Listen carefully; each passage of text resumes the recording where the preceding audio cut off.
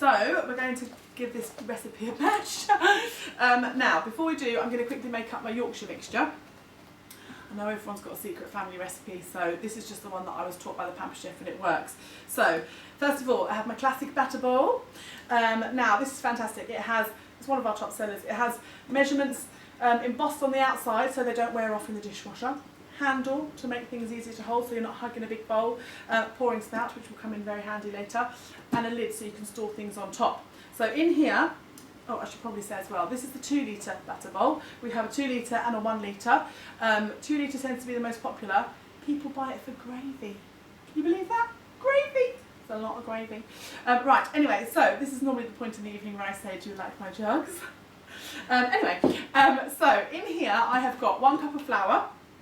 And I'm going to add 1 cup of egg, 1 cup of milk, or sort of equal amounts, doesn't have to be a cup, but equal amounts of flour, egg and milk. So, with my stainless whisk, I'm going to add my egg. So this time I'm using 3 eggs. Get my washing up bucket, take my washing up home with me. It's always a bonus. So these, I absolutely love these little measuring bowls. They come, can you see them over here?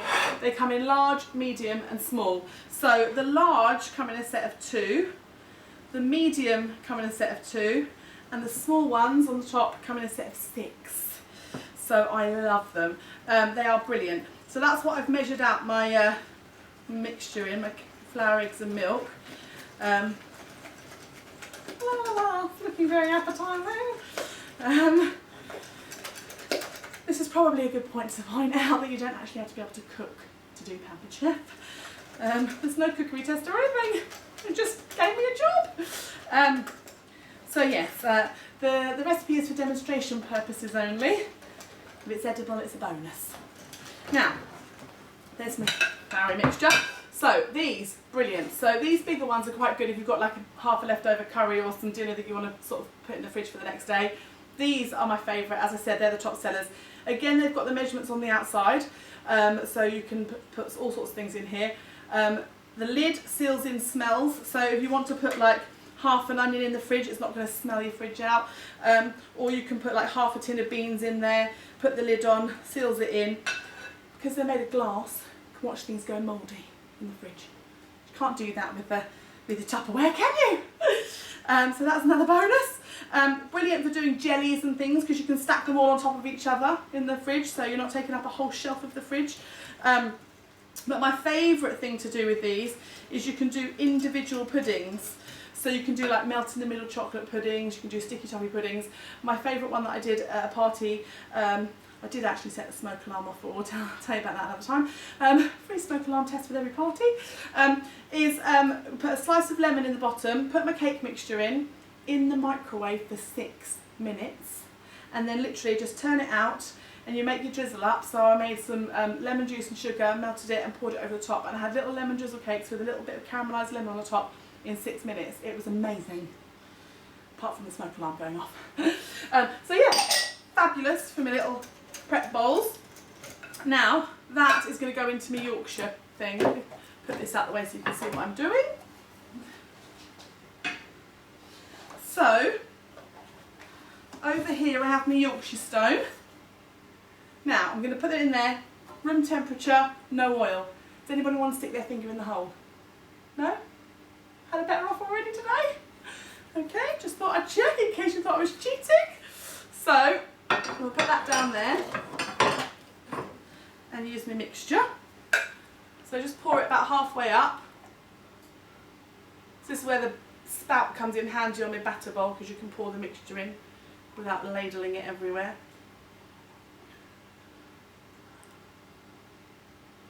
Now, no resting. Some people think you have to rest the batter. I've never done that. Don't know if that's a good thing or not, but it works. So, oh, we're running out. Bit of a lumpy bit in the bottom there. You can have that one. Right, so there we go.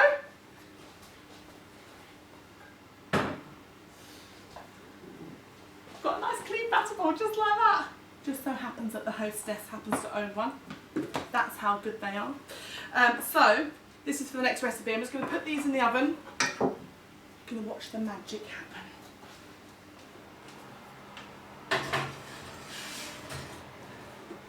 someone say, how long do they take? Till they're cooked.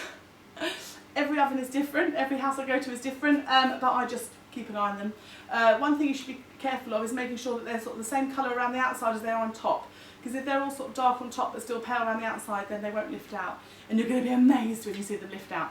So that was that. Now, we're going to crack on with our chicken and broccoli ring. I'm going to ask my lovely hostess with the mostess to read the recipe out, if you wouldn't mind. Thank you. Just to explain about the ring, we're going to do it on this beautiful pizza stone here. And it's one of the signature dishes of the Pampered Chef. It's a really clever technique made with croissant dough. Has anyone ever bought croissant dough before? Very clever, wait till you see it, I love it. We're going to make this, but you can do loads of different fillings, so it's not just chicken and broccoli, we do all sorts. We do tandoori chicken, we do a coronation chicken, we do a Mediterranean vegetable one, which is lovely. We also do cherry and almond, anything with sugar, love it, toffee and pecan. So there's all sorts. So once you learn this one concept, there's all sorts of fillings you can put in it to make a nice family meal, and it looks very impressive as well when you've got people coming over. So, what's the number one, please? Coarsely chop the chicken and broccoli on the cutting board using the food chopper and place in the batter bowl. Right, so broccoli, chicken chopped with the food chopper. So this is the number one selling product in the country. We sell more of these than anything else, and we give away a lot as well, because a lot of hosts use this as one of their free gifts. So you can get one of these free if you host a party. Now you can chop into the base. So if you're doing something like nuts, it's quite good because they don't go flying everywhere. Or you can drop straight onto the chopping board. So basically, when you bash, the blades twist. So I will demonstrate. Here's my chicken. Basically, they say, treat it like a child. Hold it around the neck, bash it on the head. Very good for stress relief. And basically, the more you bash, the smaller it gets, which isn't normally the case.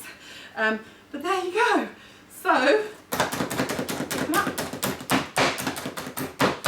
Brilliant for onions. Lots of people buy this just for onions, just because they hate chopping onions. Nobody actually likes chopping onions, do they? So there we go. Beautifully chopped chicken. Obviously, I like to bash it all up quite small. La la la. Chuck that in the batter bowl.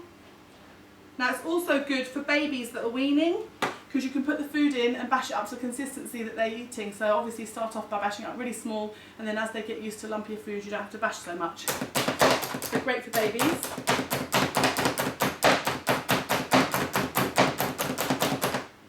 La, la, la. Now, it has a 5-year guarantee. 5 years, I hear you say. And it goes in the dishwasher. It all comes apart really easily. I'll show you at the end, and it all goes in the dishwasher.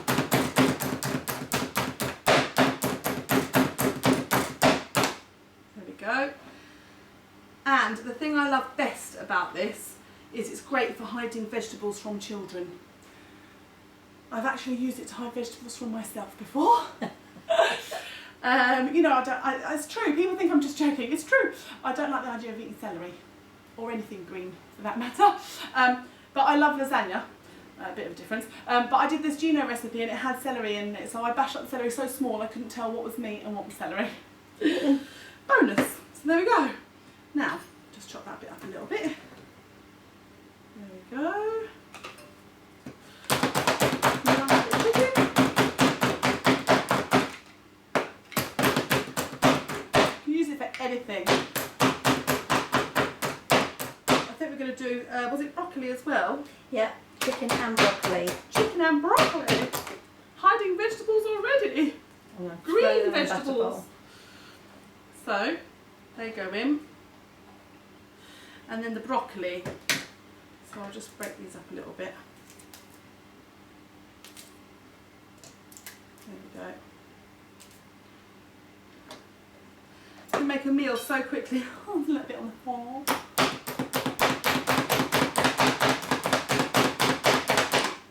See, it does it so quickly and so tiny. Like I said, it's brilliant for babies and things.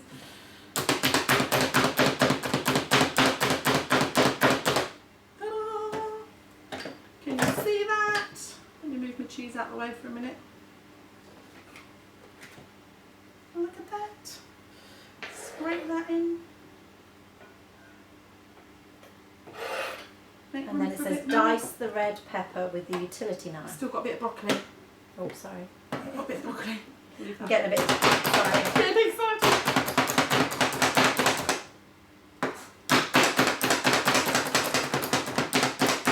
There we go. Ta-da! Right, so that's all of that. And then red pepper, did you say, Glamorous Assistant? Dice it with the utility knife. Dice it. So I've started doing the red pepper just to save time. I've saved a little bit to show you. Very quickly, chopper. This bit comes off. This bit comes off.